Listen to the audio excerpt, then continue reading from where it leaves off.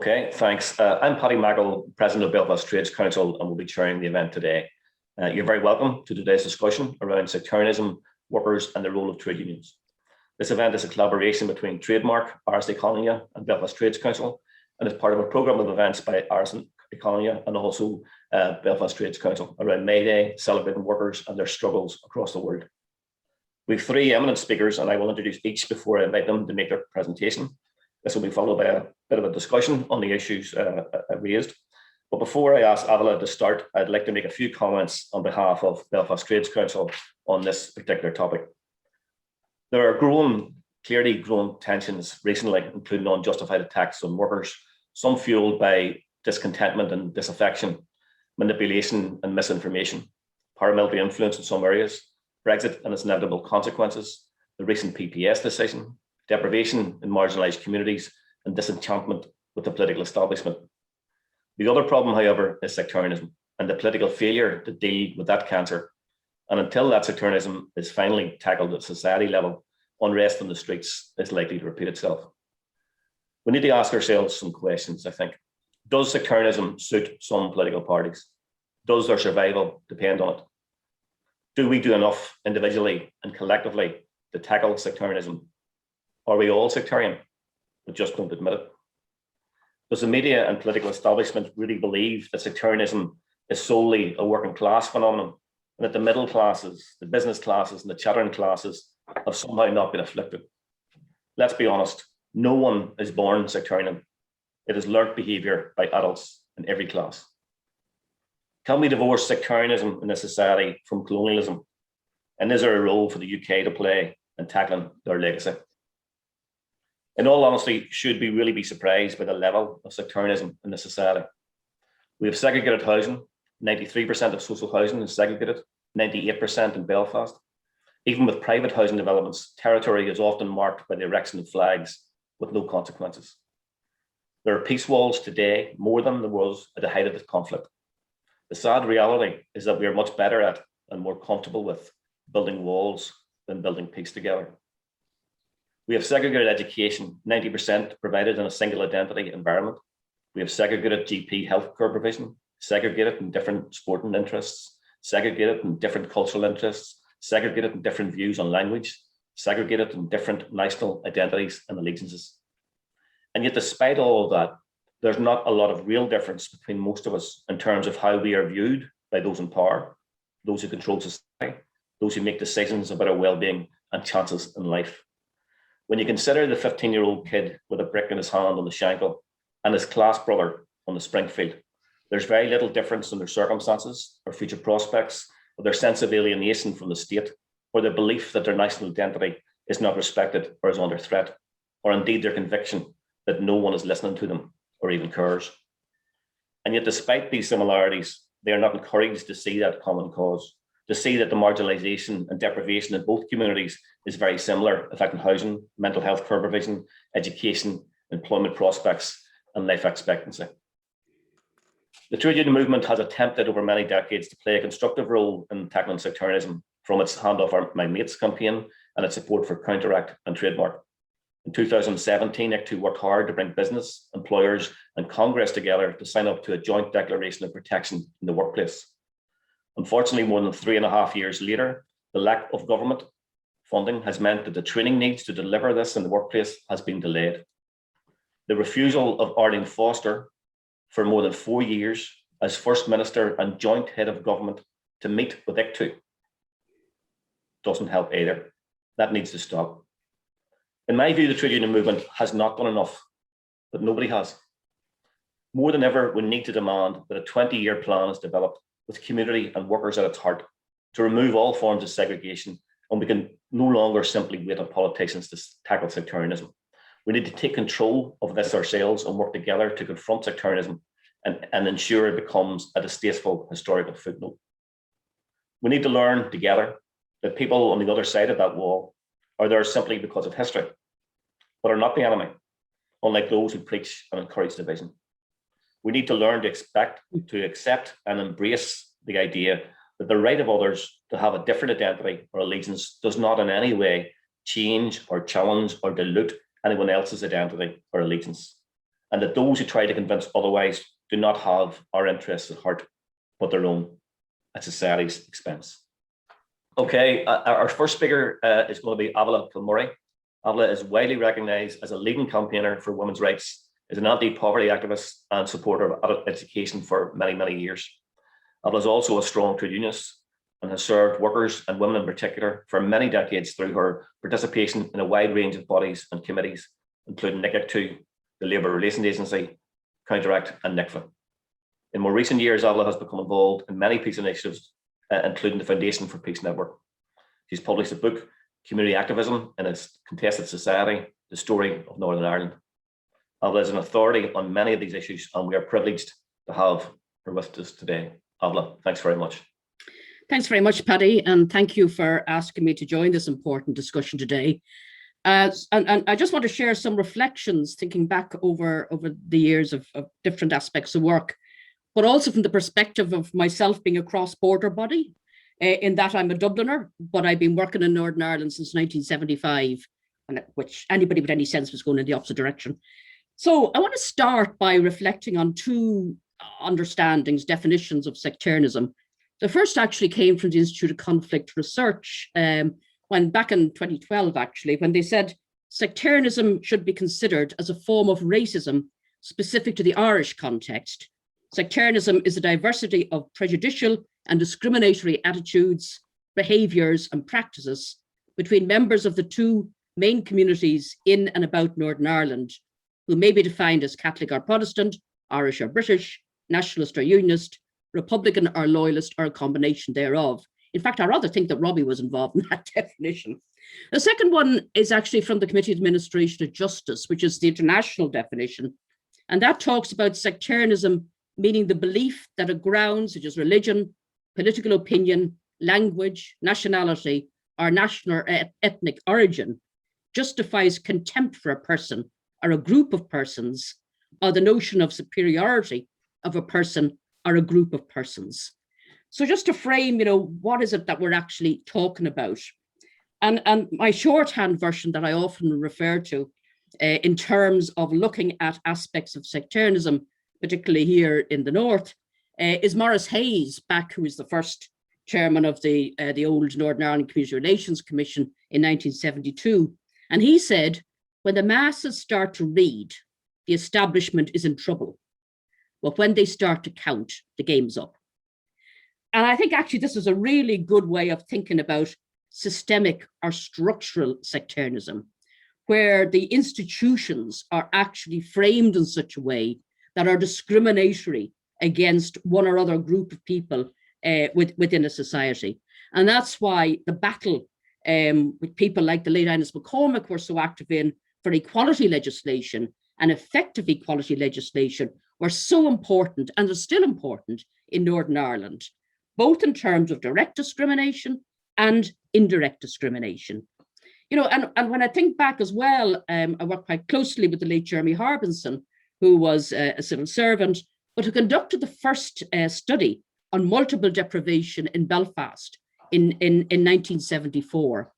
And he said that he was allowed to actually produce the report in terms of level of deprivation, which actually hadn't much been done before, but he wasn't allowed to produce it in such a way that looked at the differential impact in largely Catholic nationalist or Protestant unionist areas. And I think that probably goes to the sensitivity around structural discrimination. But the thing that's actually, and that is an issue that obviously trade unions, and in fact anybody interested in equality, needs to keep a focus on, the differential impact of the policies and the procedures that are put in place, of the laws certainly, but actually very often the policies and procedures that aren't as formal as the laws are as important. I mean, the other thing to look at though is attitudes and behavior, as those definitions talked about. Behavior, yes, is difficult. Attitudes is even more difficult. Because I think what we've seen in Northern Ireland is in some cases you have offensive sectarianism, just attitudes that are offensive because it actually thinks that one group is superior than another. But we also have had almost like a defensive sectarianism. Whenever periods of political tension come up, the response is, oh, well, we will put Catholics out of the shipyard or whatever, because we see them as a threat. And that then, and I think, thankfully, we haven't seen the current situation manifesting in too many workplaces, though we have in some. But I mean, historically, that has always been the issue. Who are the visible group that we can actually hit out at, because we ourselves are feeling fearful?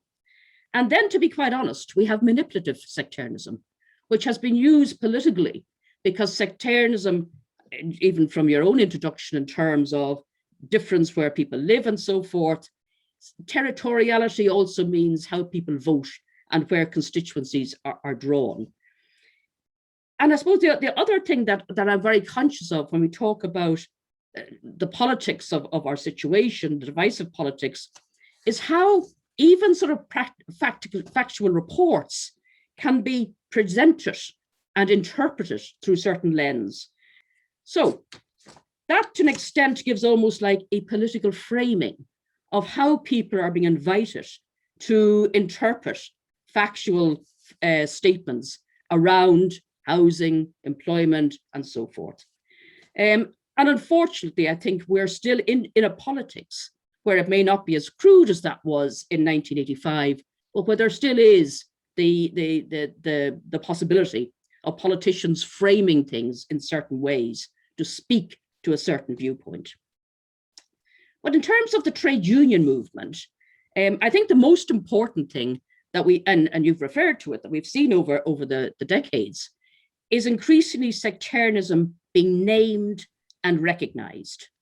Because a bit like racism, in the Black Lives Matter movement at the moment, if a phenomenon that adversely affects groups of people is not named and recognized, then it's very hard to do anything about it. It stays sort of implicit. And I think one of the problems that we have and what we're seeing at the moment is where there is like an aggregation of fears and anxieties for all sorts of good reason and worries, that it's hard to actually name the actual issues, because you almost get a snowball of sense of grievance. And actually, it's important to disaggregate this and actually examine what can be done.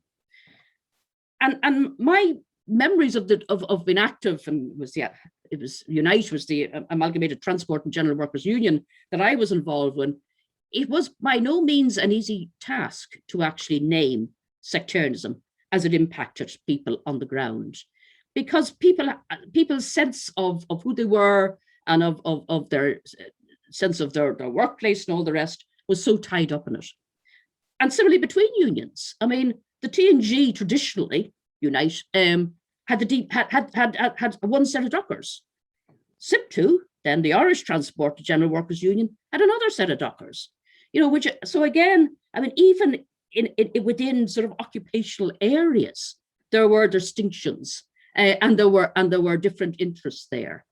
And I always remember sort of some of our union membership, whenever asked under the fair employment legislation, as was at the time, to identify themselves by community background, we'd an outbreak of Shiite Muslims in Carrickfergus long before we had much immigration into this place, because people actually were quite resentful of being asked to do that. But the reality was, and the late Howard Burns, who was a trade union official in Unite at the time, he sort of said, look, he said, you may well be atheists or agnostics or whatever you like, but you got your job because your uncle was of a certain community background. And and you have to recognize that and recognize the impact that has on other people. So the importance of those, of the educational approaches within the trade union movement were absolutely essential. I mean, people like, in my own union, the Sean Morrisseys and the Liam McBrins, to give shop stewards and union representatives the time and the space to actually unpick some of these issues, but to do it in a safe space. Because again, people feel quite threatened, if allegations of not dealing with sectarianism effectively are thrown up as a blame game. they actually need the space to actually unpick some of these issues. The other thing that I think was really important to the trade union movement was moving from a non-sectarian identification to an anti-sectarian identification. Because the trouble with sort of the non-sectarian identification is it sort of absolves of all responsibility. You know, it's almost saying, oh, well, we're on the side of the good. It's the trouble is those people out there. But actually the anti-sectarian shift that was long fought for actually encouraged more initiatives like Counteract and Trademark and the more proactive work. But as I say, I think, you know, sectarianism and being anti-sectarian is not easy either. You know, and it can sometimes be all too easy to say, oh, well, only the majority population can be sectarian. Because at one point there was a sort of a shorthand definition that said, oh, well, to be sectarian in practice, you need to have prejudice and power. And if you're in a group that doesn't have perceived power, well, then you can't really be sectarian. And I don't think that's actually true. And going back to that international definition, again, if we're talking about some of the attitudes as well, then that raises a question mark over that. But the other thing that raises a question mark over that power plus prejudice shorthand, if you like, is the fact that I think in Northern Ireland, well, in Ireland, we're almost in a double minority syndrome. It's often talked about in terms of the Middle East, you know, that obviously there was a clear minority, less so now, but certainly in the foundation of the Northern Ireland state and as it developed of Catholic nationalist population, but actually there's still within the Protestant Unionist population, again, I think it's fueling the current situation, the perception is there's such a small minority on the island of Ireland. So people actually think in different contextual terms. And some of the defensiveness, I think, comes from that. So I think there needs to be a sort of a broad understanding. And you know, an analysis of who has structural power is one thing, and the need to look at systemic discrimination. Dealing with sort of attitude is something else.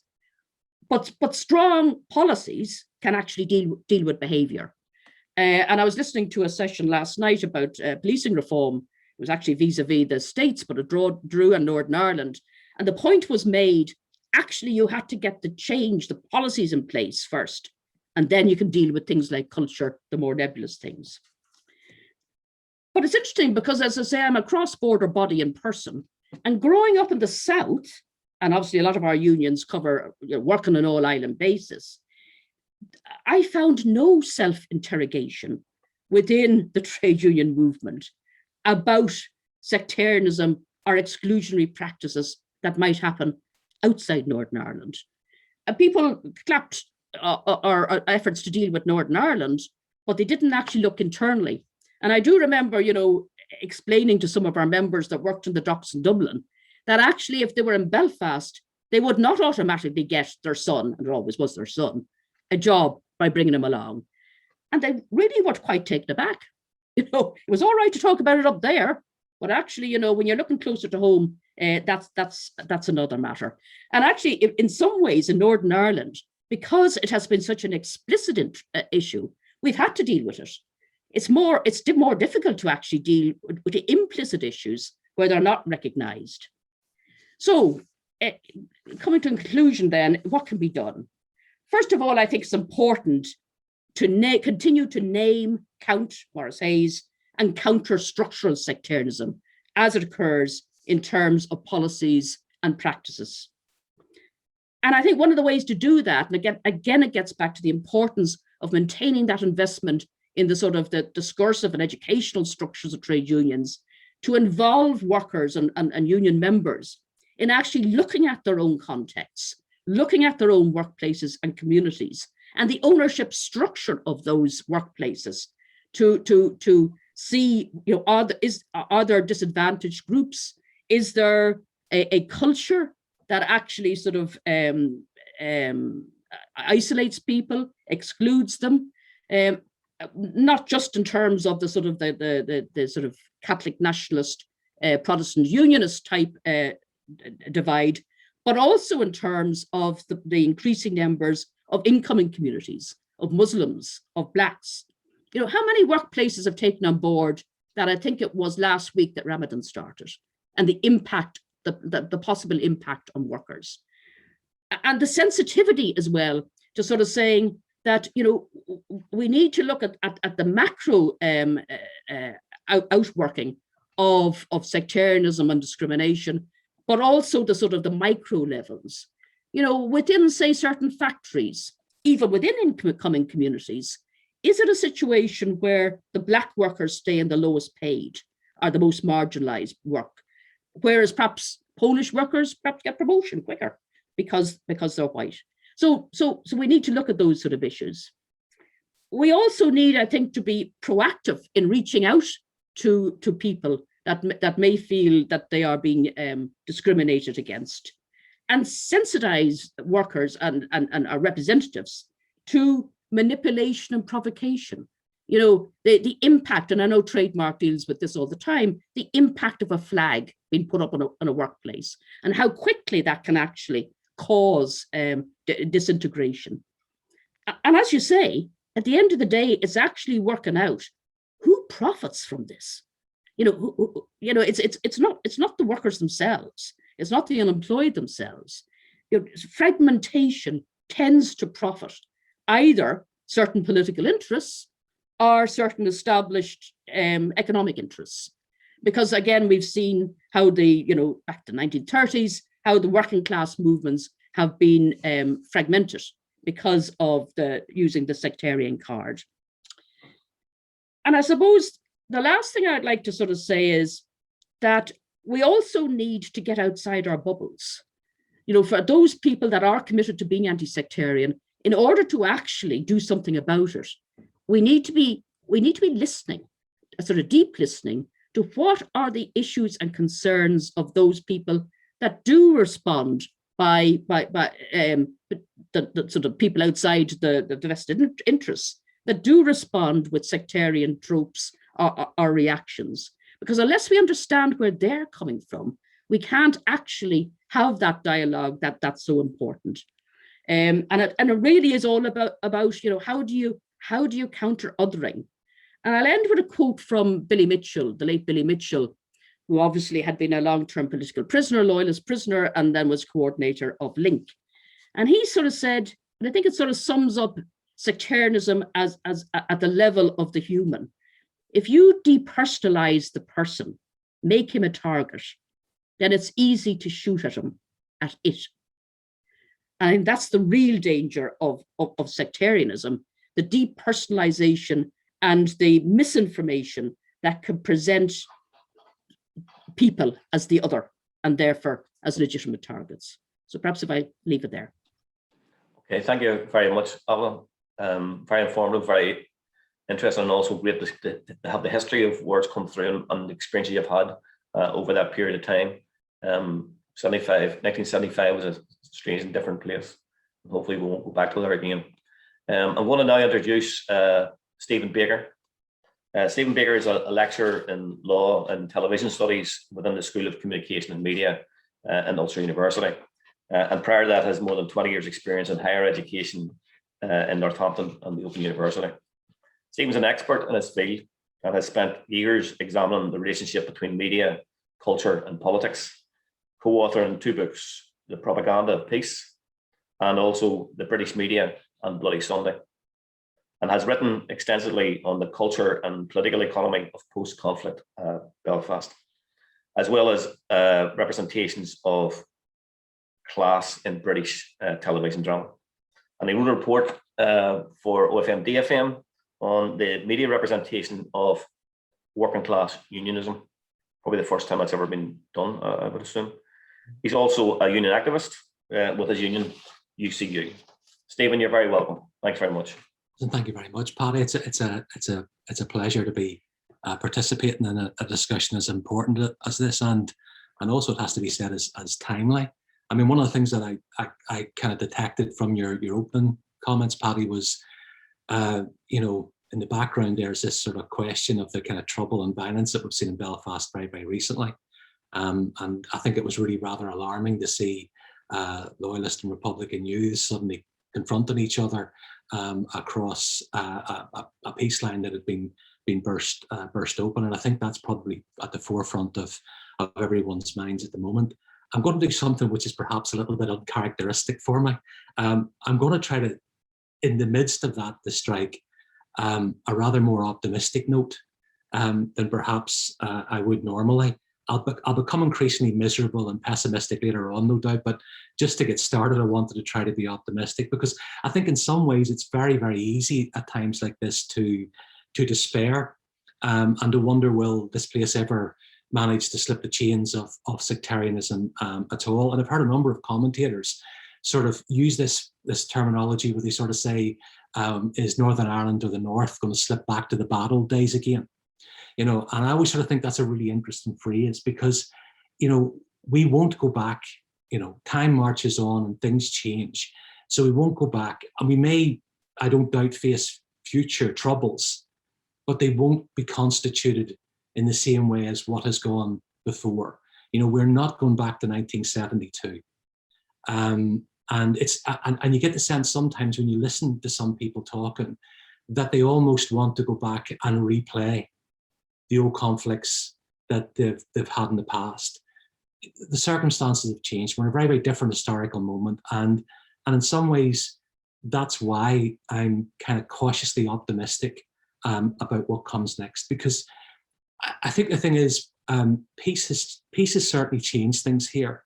I think the change has been uneven, but I think peace has created the kind of space and a political climate which allows us to kind of move beyond the kind of binary politics of sectarianism.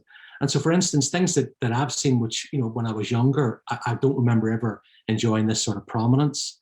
But I look at sort of things like the debate and the struggle for women's rights and reproductive rights. Actually, I remember a number of years ago listening to you talking on this issue. As a young guy, I think it was down in the town hall in Newton Ards. You know, so these issues were there then, but they didn't have the kind of prominence, and it's extraordinary to see that kind of change.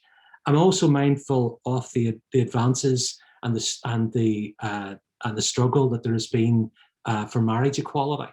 You know, again, something which would probably never have been allowed a great deal of political space in an environment which was entirely dominated by sectarian politics. We even have a climate change bill before the Assembly at the moment. So I think that gives you a sort of sense of politically how we've kind of moved.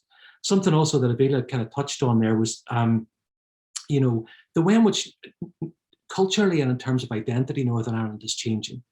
You know, there are people who have come here, who have migrated here, who have arrived and settled and have had families here, who don't fit in or don't easily fit in to the kind of sectarian paradigm which we have seen before. I mean, one of the things that sort of strikes me in my own work, the number of occasions where I meet young people who have Eastern European names, which I can't pronounce, but they speak with Belfast accents, you know.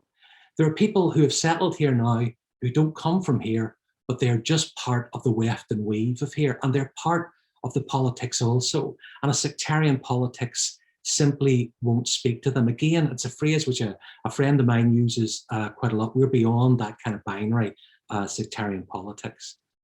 I think in some ways, you know, the Good Friday Agreement, if we think about it, has been sort of double-edged in a way. As I said, it's provided a peace that has created the space and climate for new types of politics to emerge. But I think it's also institutionalized sectarianism.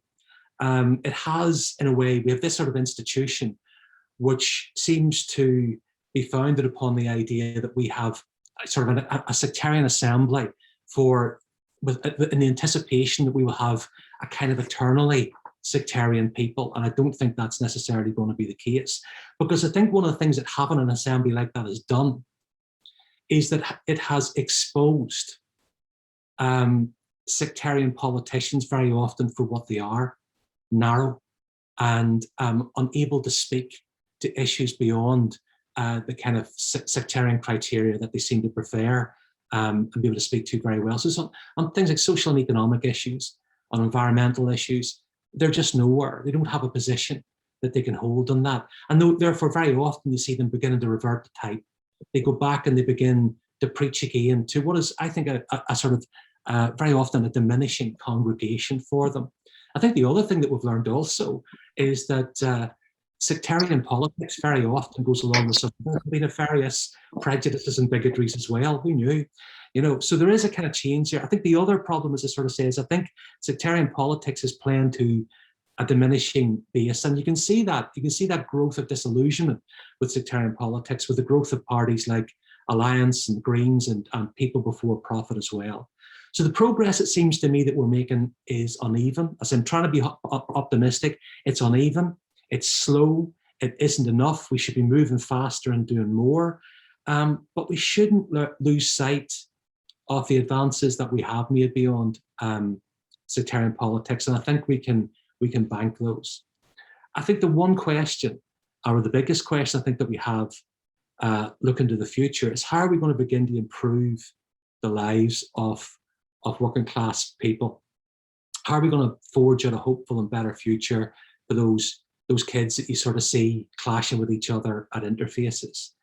And we have elected representatives who, of course, can go to London and they can appeal to the largesse of the UK government, and they can bring back a certain amount of funds that they can sprinkle on their voters, but they can't make it rain. They can't make it rain here because the political weather is set at Westminster.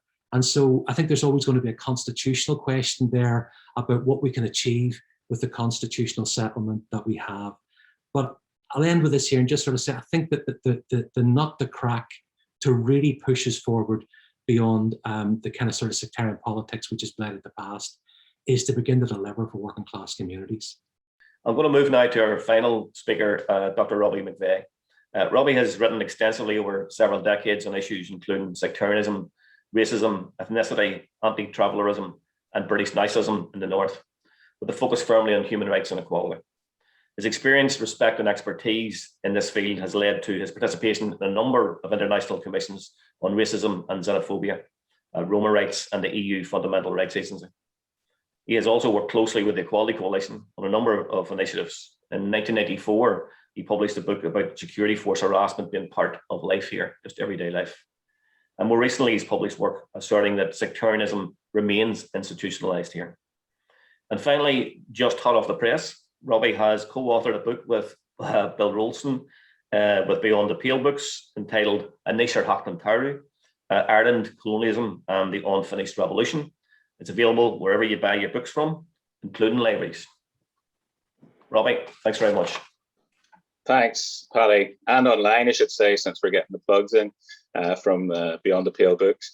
Yeah, I suppose I wanted to start to say something about theory, and I hope people don't switch off immediately at that point, but we've touched on this a wee bit in terms of the discussion of the other speakers. But I think the key thing for me, the key new development over the last 10 or 20 years, certainly since the agreement itself, is that there's been a general acceptance of the notion that sectarianism should be regarded as a form of racism. And it's not just me saying that as somebody who's studied it for some time, but that the Council in Europe now agrees that definition. CERD, the key UN organization on racism, has adopted that position, and obviously the Human Rights Commission in the North has also accepted that. So that is really important because it moves us away from this kind of traditional Northern Ireland exceptionalism, the notion that sectarianism was something that was so hard to understand that we really couldn't do much about it. Once you begin to understand it as a specific form of racism, you can appeal to both the wider analysis that are there in terms of how you do anti-racist work, and obviously the wider analysis and across the trade union movement across the world is really significant in that. So you've got a paradigm which makes it much easier to understand what we're doing. And the other point obviously is that we can also appeal to the appropriate protections from racism that are there in terms of international law. So that really has been a significant development. It's one that I would want to endorse very strongly and say in terms of trade union based anti-sectarian work. That's the paradigm that we have to put it in. And that's not the same as saying that all racism is the same. Clearly, anti-Semitism or Islamophobia are not the same as anti-African American racism in the States and so on, or anti-travelers and whatever. But it is saying that you've got a paradigm here that helps you understand why these equalities and tensions exist. So that's the first point. The second thing I wanted to address is the situation that we're in at the minute, why there's this particular conjuncture now. At one level, everybody's talking about this again because of the recent unrest in the streets of Belfast and Derry and other places as well. And in that sense, I suppose it's, if you look at this with a long view, the important thing to say is that there was rioting in Belfast in the 1870s and 1880s and the 1930s, 1950s, 1960s, and onward through the Troubles. So this is not a new phenomenon. It's the lives of people in Belfast have been framed as sectarianism for 200 years now. So it's in that sense, when people throw up their hands and go, "Why is this happening now?" Well, it's always has happened, and you have to begin to understand it in that historical context. So I think but some things have changed, and those things we need to understand. The obvious ones some of you have referred to already. We're in a post-Brexit a situation of post-Brexit tension when nobody really knows how that situation is going to work itself out, and that has particular implications for the North, and those are sectarianized in many different ways. But I suppose for me, and we're also living with the outworking of the Good Friday Agreement, obviously that is what created a new context for the way that we engage in sectarianism. So those are two big structural changes, and the implications of those are still unclear, but they do reframe the way that we understand sectarianism. But for me, I suppose even more important than that is that we're living through a demographic shift in the North. And I would put that in the context of saying that, the state that is now some people are celebrating on its 100th birthday was clearly framed as a Protestant state for our Protestant people. It was a state whose core legitimacy was based in Protestant majoritarianism. Now, whatever is happening in terms of those other wider changes that we're talking about, the one clear thing is that reality cannot obtain. You can't. The state no longer has legitimacy based on the idea of Protestant majoritarianism. Now, part of the reason for that is, of course, the myriad of different political processes that we've seen working out before and after the agreement. But the other key shift is that there's been a demographic change, so that you're seeing a situation where I'm pretty sure in this year's census, where for the first time Catholics will form the plurality. I think that's a better word to use than majority, but the plurality, the biggest section of the population in the North. But alongside that, you've also seen a huge growth in what are often in fair employment terms regarded as non-determined people who don't fit into Protestant and Catholic boxes. Now, that's quite a complex group of people, but some of it is people of colour, some of it's migrant workers, some of it's people who just don't want to be put in those boxes. But however you understand it, they're an increasing and significant ethnicized section of the population. So the point that I'm trying to make about that is that whenever you talk about doing anti-sectarian work, the state and the workforces in which you do the work now has changed really dramatically and substantively because of that shift over the last 20 years. And that means that if you're serious about thinking about the implications of anti-sectarian work in different workplaces, it's no longer about balancing Protestant and Catholic. It's about having a more complex analysis of how we meet and protect the equality of Protestants, Catholics, and this other group. And at the minute, that is very finely balanced, you have to say. And sometimes people regard that as a bad thing, but actually, from my point of view, it's a good thing, because it shows that that the days of majoritarianism should be over. We need to find a way of engaging with equality that actually recognises that it protects everybody, not particular sections of the community. Now, I suppose the only other thing I wanted to add in setting that up is sometimes you'll hear people, not so much I guess these days, but certainly in the height of the goodwill that followed the agreement, assuming that sectarians would disappear. I think in your introduction, Paddy, you made it very, very clear that it structures almost every aspect of our lives here, where we live, where we're born, where we're buried, where we go to school, and it still structures where we work as well. And it's crucial to recognise that whenever we're asking what trade unions can do.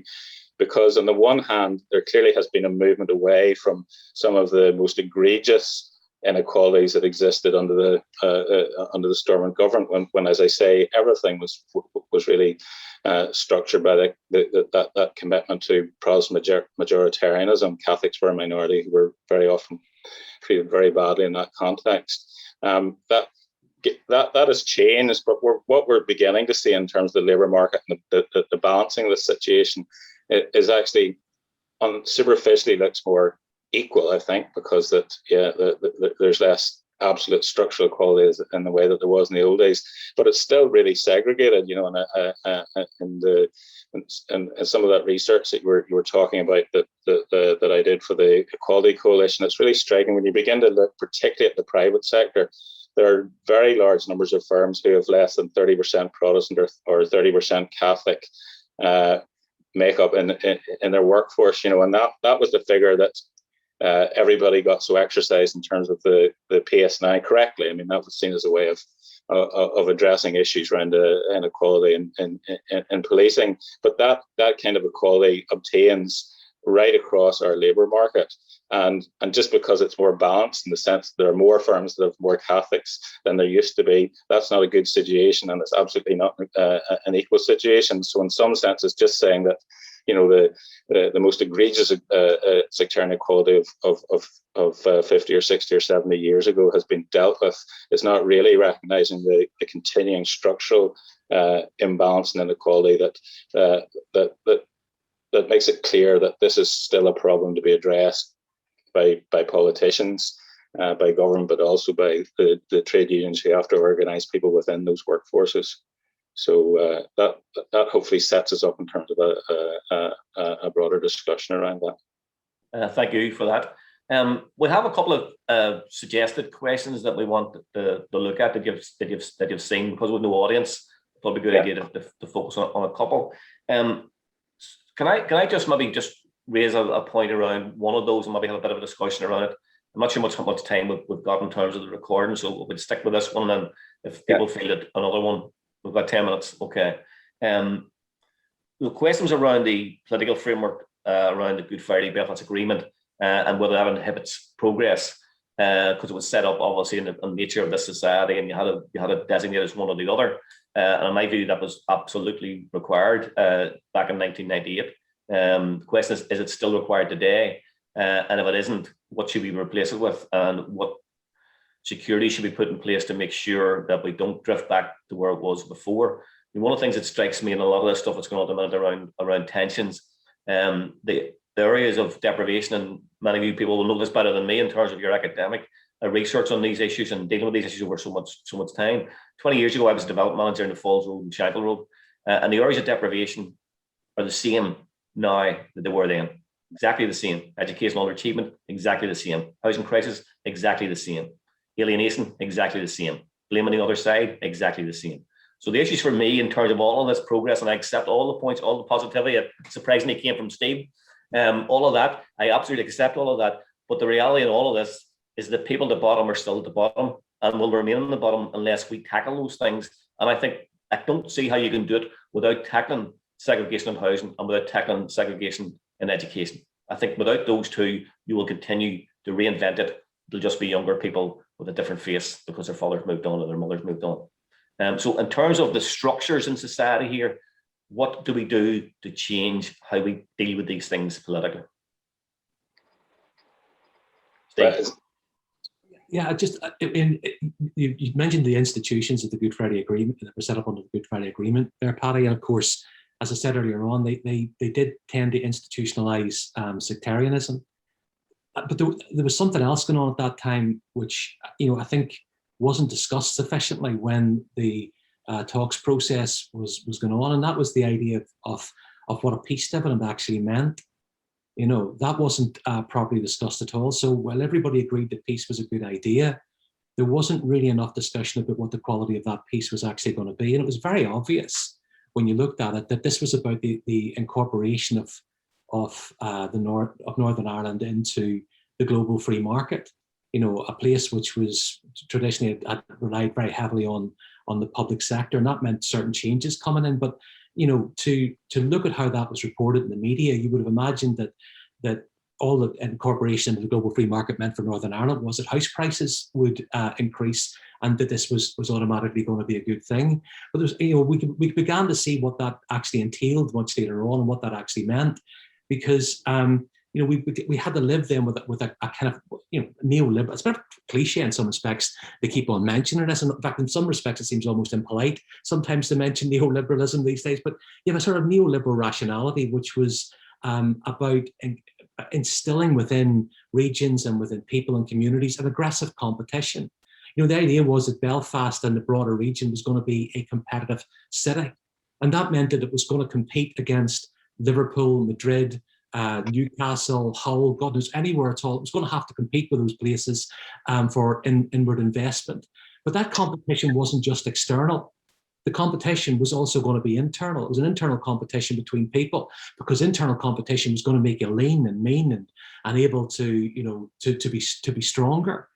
Well, that was automatically disastrous. To drop something like that into a region where you have two communities who are historically antagonistic, and then invite them to compete in this way, and not just compete, but also to compete in an environment of scarcity, the scarcity of jobs and other resources.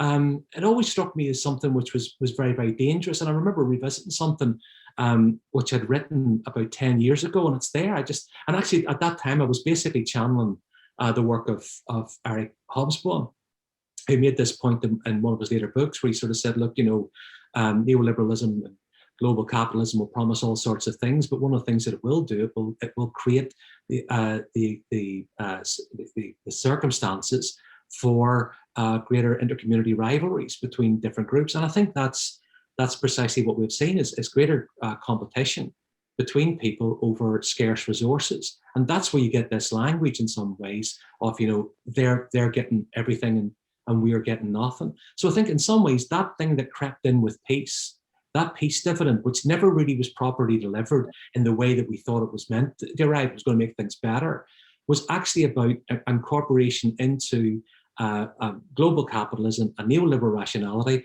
which was going to be disastrous for this place. It was always going to be disastrous for it. Yeah. Thanks, Steve. Robbie, come on ahead.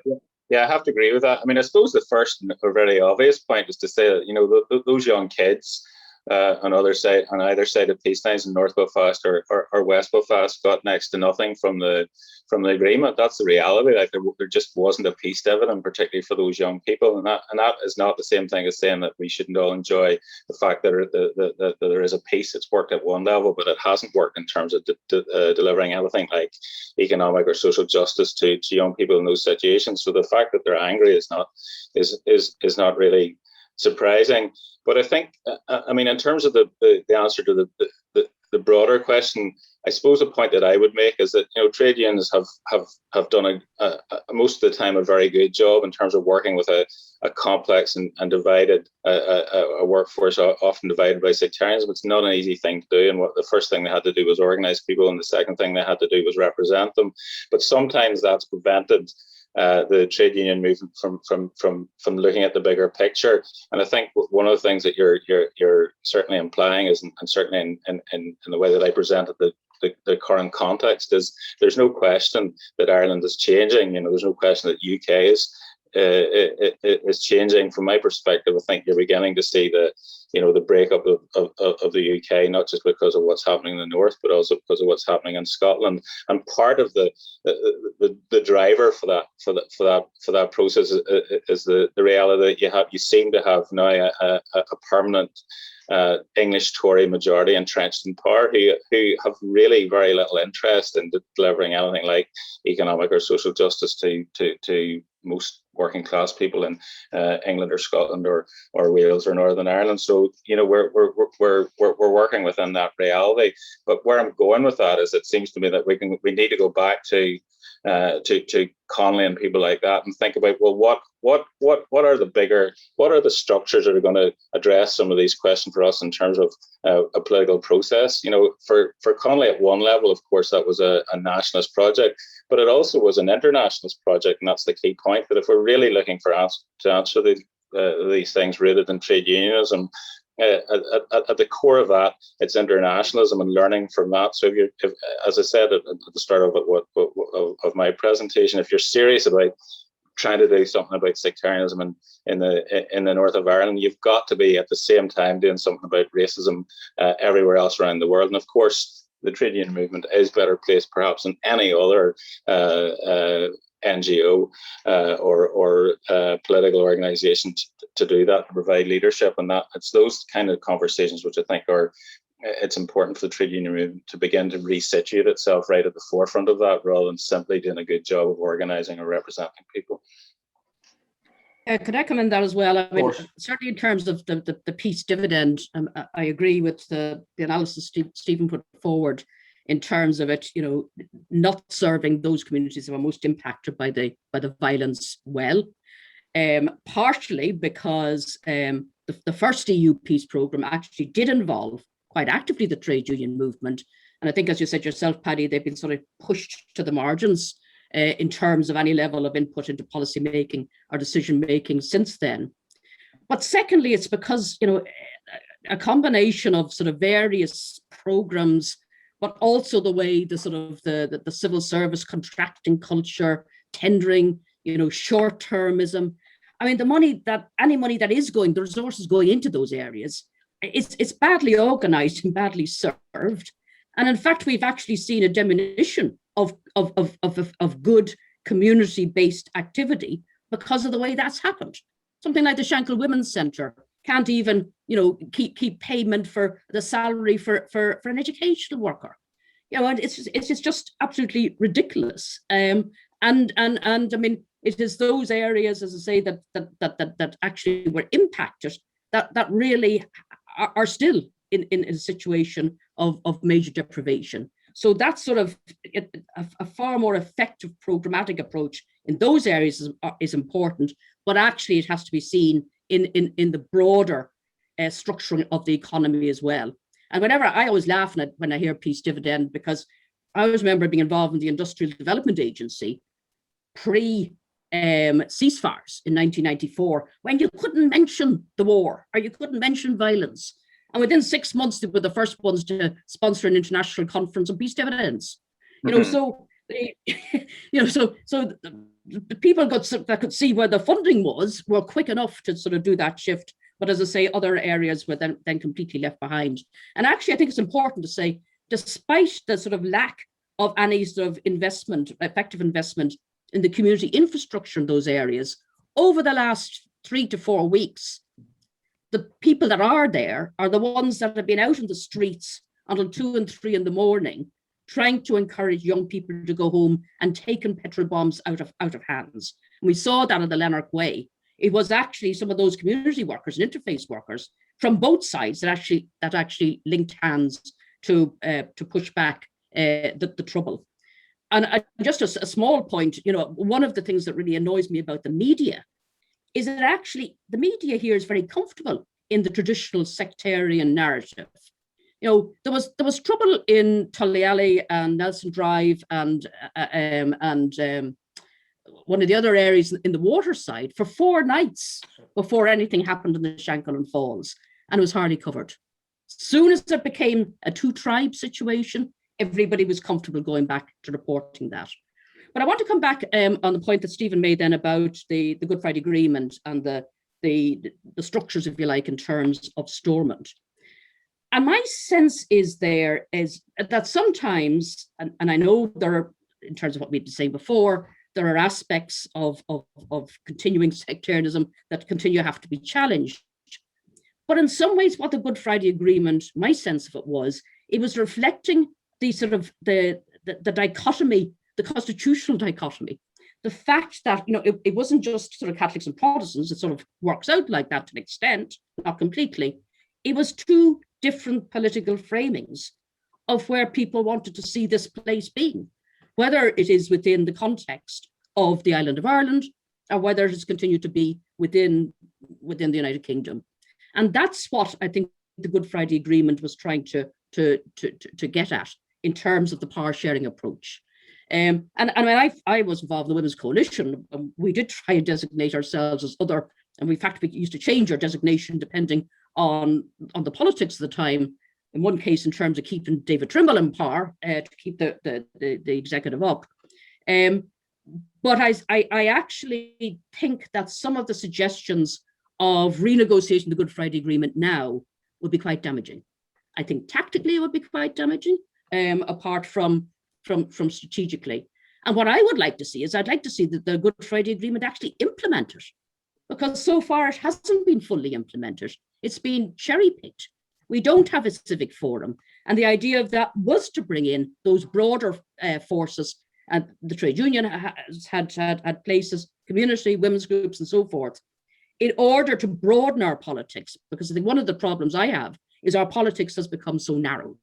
It is, and we don't have a Bill of Rights. And again, that's in the agreement. So what we need to do, I think, is to concentrate over the immediate future of ensuring that all the aspects of the agreement are actually implemented, rather than trying to suggest that we go back to renegotiation. Because to be honest, at this stage, I think tactically, if nothing else, renegotiation wouldn't actually help us. I would agree with that. Stephen, you wanted to come in there. I'm going to let you in for a couple of minutes, and I think we're getting close to the time. So rather than ask you another question, Steve, if you're going to come back on what was said earlier by Robert or Ava, I'll let you do that. But then I'm going to come back to each of you as the round up, give you maybe a minute or 2 minutes at the most. In is not to finish. So I'll give you 2 bites of this, Stephen. So one in terms of this conversation, and then we'll do a round up at the end. All right, go ahead. No, I wanted to come in on the back of what Avila was saying there about the sort of idea of civic forum and those people who actively are involved in the efforts to make peace.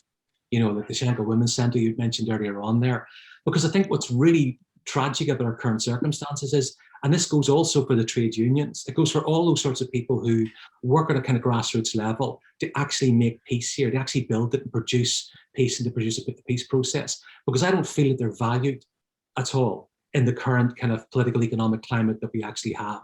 Because again, one of the things which underscored the entire peace process wasn't just the idea of the peace dividend. It was the idea that, this wasn't separate from it, but to encourage a kind of vibrant commercial life was sort of seen as the very way to achieve stability and peace. Because if you could make everybody, because people who trade together apparently don't fight with each other, and if we're all involved in commerce, then that would be a better thing, and that we would all then eventually enjoy prosperity, we would all become middle class, and as a consequence, we would all be more interested in delightful middle class consumer lifestyles than we would be sectarian identities. That was the model. So in other words, the activist for peace was kind of the sedentary middle class figure that was going to sit at home on the Isle Settee, and do very little. It wasn't somebody holding it together on a peace line. It wasn't somebody working at the Women's Centre. It wasn't the trade unions. It wasn't people involved in civic forums. That's what they thought would keep peace. And of course, it's nonsense. It just won't work. And the place where you actually need to invest is precisely the place where under, it's hard to sort of see, as Robbie sort of says, we look like we're looking at the future of just continuous English conservative governments. It's very hard to see them ever seriously investing in exactly the sorts of human resources that we need here to build an effective peace process and to combat sectarianism. Thanks, Steve. Right, I'm going to let you come in for about a minute or so, just to round up just your own thoughts, rather than look at the questions again. So I'm going to start with you, Robbie, and then Avila, and then I'll let you get again, Steve. Okay, I suppose, my simple message would everybody should, but particularly people who are trade unionists and active in trade union issues should read Connolly again. Like, think about what the legacy of that man is for all of us. And I suppose, where you start with that is that, he absolutely correctly said that if there's partition in Ireland, there will be a carnival of reaction on both sides. Now, we've talked a lot about the North. That's equally true in the 26 counties as well, from a left or trade union perspective. So that the project of re-engaging with that question of what we do with political structures in this island isn't just about the 6 counties; it's about the 26 counties as well, and that other carnival of reaction. So in that sense, I think I certainly would want to say that the one thing that nobody should think about the Good Friday Agreement is that it was the end of history. As I've suggested already, there will be an independence vote in Scotland. Who knows what way it'll go, but it will happen. And sooner or later, there will be a border poll in the 6 counties. And though neither of those are the end of history either, but we have to all be part of a discussion of how we might make this better. As I said before, the trade union movement has a broad international perspective on how you begin to build a more equal and fair and democratic society. So feed it into those discussions around constitutional futures, and certainly don't regard, as I say, the Good Friday Agreement as the end of history, because it isn't. That's the one thing I'm absolutely convinced about. We're going through huge changes in terms of the outworking of the agreement and the outworking of Brexit and the demographic changes that I pointed to. So let's make those changes better rather than worse. Thanks. Avala? Yes, I think that what the trade union movement is in a crucial position, and partially because actually it, more than anybody else, managed to have relations within Northern Ireland, across the island of Ireland, and across these islands, and has worked that since partition, because obviously it in most cases it predated partition. And I think it should actually take some of the learning from that, and it's almost the importance of not ignoring some of the challenges that we have, but actually looking beyond them as well, to sort of say, irrespective of constitutional frameworks, what is the type of society that we want and need, and that will actually work for people, and then work backwards, and how do we do that? And as part of that, and how can we make this concept of citizenship, whatever it means, more porous? I always thought one of the geniuses of the Good Friday Agreement was actually saying you can be British and Irish and both. So it actually, disentangled this sort of absolutism that is often brought to the idea of citizenship. And one of the things that actually probably hasn't got enough attention, the Good Friday Agreement, is the commitment that even if there's constitutional change in the island of Ireland, that those who want to have a British identity will be respected. And what does that mean? To start having some of those somewhat more medium-term, discussions, which our politicians can't have, because they're so often caught in their own sort of aspirational certainties. But the trade union movement can. And I think it would, and the other thing I think that the trade union movement can also bring from its own history, but also that is so important, is what does solidarity mean? What does solidarity mean in practice that can actually go around the peace walls rather than being confined by them? Thank you, Avala. Right, Stephen, one more go. Yeah, I think, to come in and say a little bit more about constitutional questions. Constitutional questions are sort of something which we should always be very nervous of, and we've had a wonderful, we've our own experience of it here, but we've also had another good example of that next door in Britain. And so I think the trade union movement has probably understandably been nervous around these kind of issues. But I think if we look into the future, 5, 10, maybe 25 years, I think we're going to be looking at the opening up of debates around the constitution on these islands, everywhere it's going to be, about what that's going to look like. And I don't think we can duck it. I don't think we can avoid it. And I don't think we should do. I would have been guilty in the past of just not wanting to talk about it, much more comfortable than the bread and butter issues. Don't want to talk about, don't open that can of worms. But I think the thing we're beginning to see, and it's coming into focus, is that we can't avoid talking about it, because to achieve the social and economic aims and objectives that we have, those will be achieved within the framework of particular constitutions. That's just how it is. Now, I don't think there's anything inevitable about any constitutional outcomes. And I think that's actually a good thing. I don't like historical inevitability because it robs you of political agency. If something's going to happen anyway, why would you bother making an argument about it? And so, these constitutional questions are going to come. Those constitutions are going to be the means and the frameworks by which we manage to achieve our other aims and objectives around bread and butter issues and the environment and women's rights and the rest. So we have to think very carefully about that. I don't think we're going to be able to avoid it in the future. Thanks. I'll just say something just to wrap it up there.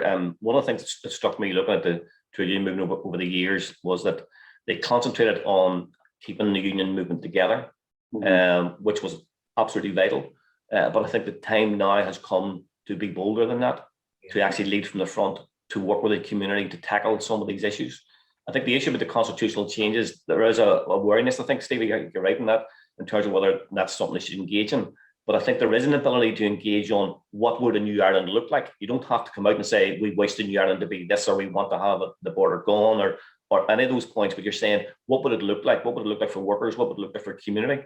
How would we deliver for society in a new Ireland without coming down either side on that debate? So I think there is an issue for the movement to be, I think, just a wee bit more bold than what they have been in the past. I think that the time is now for that training to stick up on behalf of all workers. One of the things we didn't touch on in this at all is the bit about revenge almost, and what happened before, and that stuff around, they did this to us and all of that. There's a guy, David Marcus, he's an Irish Jewish writer, and he talks about not, forgive and forget stuff, but he actually talks about seek not revenge. And I think that's a good place to be in terms of looking to the future. What's happened in the past has happened. Let's make sure we make the new society a better place for all of us, for all workers, regardless of what community you happen to come from. Yes, okay. Let's have a carnival of social justice, both sides of the border. Absolutely. That's the way to end. Thank you very much. Thank you.